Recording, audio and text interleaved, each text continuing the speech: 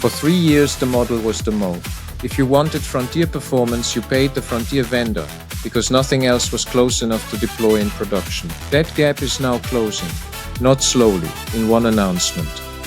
So here is the question for every enterprise architect. The capability you have been paying a premium for is becoming a commodity.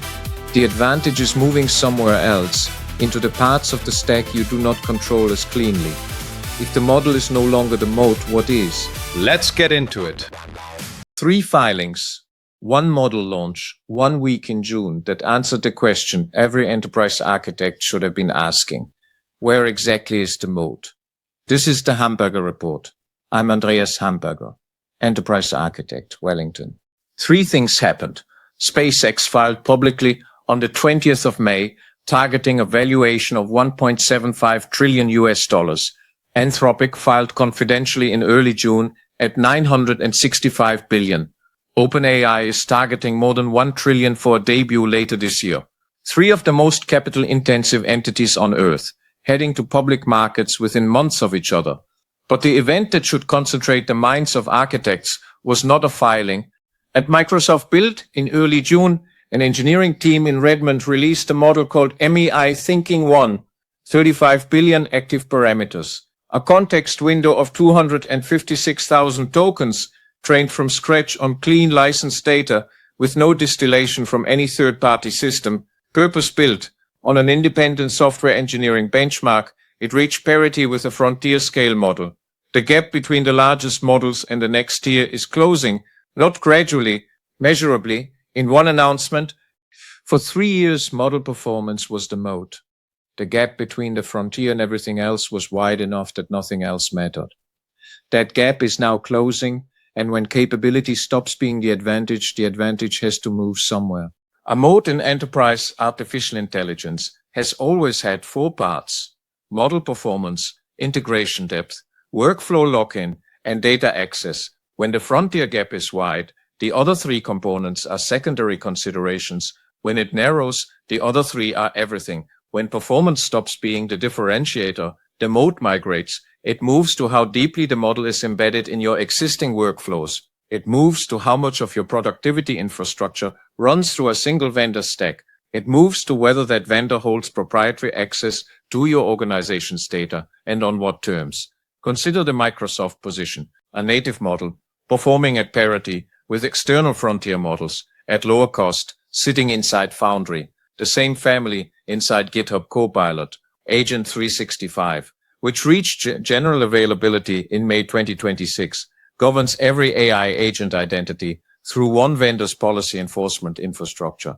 The MOAT is no longer the model. The MOAT is the stack. 3 days after 2 of the largest filings in history, 12 of the most powerful software companies on Earth quietly built a standards body. The filings did not headline it. They should have. On the 3rd of June, the Linux Foundation announced the Tokenomics Foundation, a body to set open standards for the economics of artificial intelligence infrastructure, working alongside the FinOps Foundation. The founding supporters include 12 of the largest enterprise software organizations in the world. The problem they are addressing is specific. Token costs move unpredictably, and global token usage is projected to grow roughly 24-fold by 2030. Without open standards, enterprises have no neutral way to determine whether they are paying a fair price. If this body sets the reference standard for how token efficiency is measured, the procurement decisions you make over the next year will either align with it or diverge from it. Lethal by Design, the series asking who is accountable when an autonomous system acts, is running now on this channel. A new episode every Friday. If the dependency questions here matter to you, that series follows them into defense. The link is in the description. An S1 is not a press release. It is a legal document filed under penalty for material misstatement. When these companies disclose their numbers, they are disclosing them in the strictest form available. Return to the filings. The SpaceX document shows what vertical integration actually costs. Starlink earned $4.4 billion in operating profit last year. The artificial intelligence segment lost $6.35 billion in the same period and is projected to burn around $10 billion this year. The combined entity is asking for 1.75 trillion. Morningstar, one of the few firms to publish an independent valuation, put fair value at 780 billion, well below the ask. Anthropic tells a different story. Annualized revenue crossed $47 billion, up from roughly 10 billion the year before. More than 1,000 business customers now spend at least 1 million a year.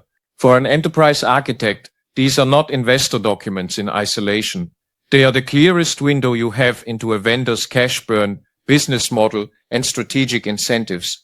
Read the relevant sections before you renew a major contract. New Zealand enterprise procurement sits at the intersection of every trend in this episode. The providers are mostly United States companies.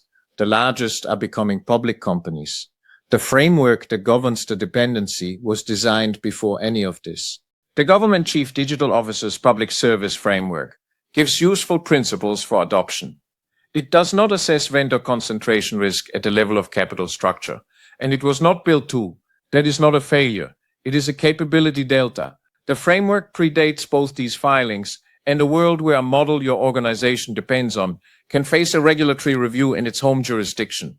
The sovereignty implication is worth naming directly.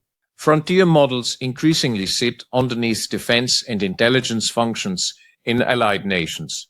The United States Bureau of Industry and Security, through its entity list and export administration regulations, shapes which model weights reach which jurisdictions. The frontier labs most New Zealand organizations rely on hold publicly disclosed defense contracts. When those labs become public companies under Securities and Exchange Commission jurisdiction, shareholder obligations and national security obligations begin to interact. The question for new MIGRATES is whether your procurement framework accounts for the possibility that a dependency on a closed-weight model carries sovereignty implications. Your risk registers do not yet capture.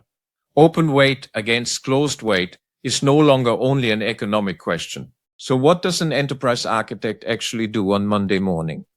4 moves. None of them require you to predict which vendor wins. All of them require you to know where your real exposure sits. First, map your vendor dependency. Find the place in your stack where a single vendor holds integration depth, workflow lock-in, and data access at the same time. That is where the new MOAT is. Assess your exposure before it sets further. Second, separate the model from the stack. Model performance is becoming table stakes. The stack, from identity governance to data pipelines, is where lock-in is created. Evaluate each independently. Third, track the open token standards as they emerge. If you are making significant infrastructure investments this year, the standards being developed now will shape how those investments are measured and reported. Getting ahead of them costs less than retrofitting. Fourth, treat the filings as procurement intelligence. The cash burn, the revenue concentration, and the competitive risks disclosed in a public filing are the clearest available read on a vendor's incentives. These are legal statements, not press releases. Read them before you sign a major renewal. The 3 events of early June were a structural moment for enterprise governance, not just a financial one. The capital, the capability, and the standards body all arrived in the same week. In 5 years, we will probably describe this week the way we described the original .com filing wave, the moment frontier artificial intelligence stopped being a research project and became a public infrastructure obligation. The capability gap is compressing. The cost advantage of smaller purpose-built models is real and confirmed by independent benchmark data. The frontier labs entering public markets face shareholder pressure to monetize the integration depth they already hold. The MOAT is migrating from capability to integration. Whether open standards participation through bodies like the Tokenomics Foundation is a realistic hedge depends on how far your integration has already gone. When the MOAT moves from the model to the stack, and the largest vendors face intensified incentives to deepen it, what does genuine vendor independence look like for your organization? Map your dependency. Separate the model from the stack. Read the filing before the MOAT sets further.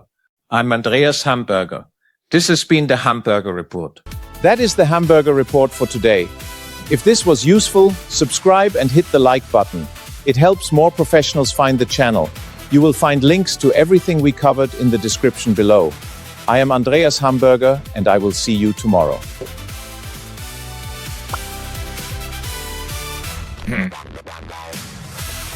Like and subscribe.